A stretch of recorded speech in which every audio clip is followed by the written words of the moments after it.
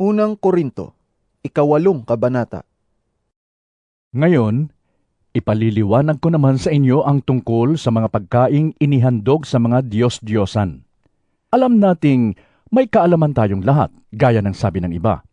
Ang kaalamang ito ay nagtutulak sa tao na maging mapagmataas. Subalit, ang pag-ibig ay nakakapagpatatag. Ang nag-aakalang may nalalaman siya ay hindi pa nakakaalam ng dapat niyang malaman. Ngunit, ang umiibig sa Diyos ay kilala ng Diyos. Kaya nga, tungkol sa pagkaing inihandog sa Diyos-Diyosan, alam nating ang mga Diyos-Diyosan ay larawan ng mga bagay na di totoo. At alam nating iisa lamang ang Diyos.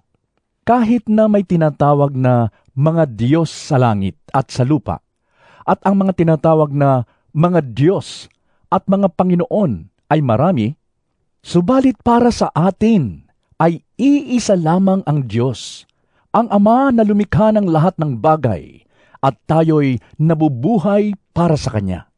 Iisa ang Panginoon, si Hesukristo, at sa pamamagitan niya'y nilikha ang lahat ng bagay, at sa pamamagitan din niya'y nabubuhay tayo. Subalit, hindi lahat ay nakakaalam nito.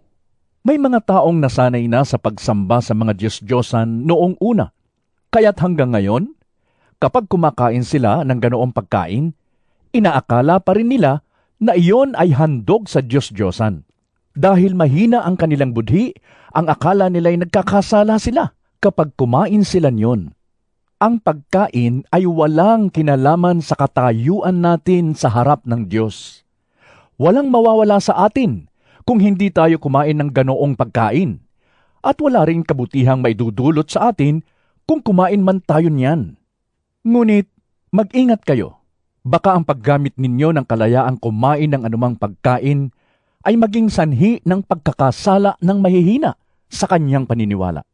Kung ikaw na may sapat na kaalaman ay kumakain sa loob ng templo ng mga Diyos-Diyosan at makita ka ng kapatid na mahina ang budhi, hindi kaya siya mabuyong kumain niyon kahit inihandog sa Diyos-Diyosan?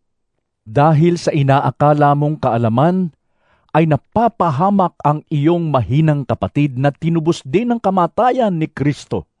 Sa ganoong paraan, nagkakasala kayo sa inyong mga kapatid. Kaya't nagkakasala kayo kay Kristo dahil sinugatan ninyo ang kanilang budhi. Kaya nga, kung dahil sa pagkain ay itinutulak ko sa pagkakasala ang aking kapatid, hindi na ako kakain ng karne upang hindi siya magkasala.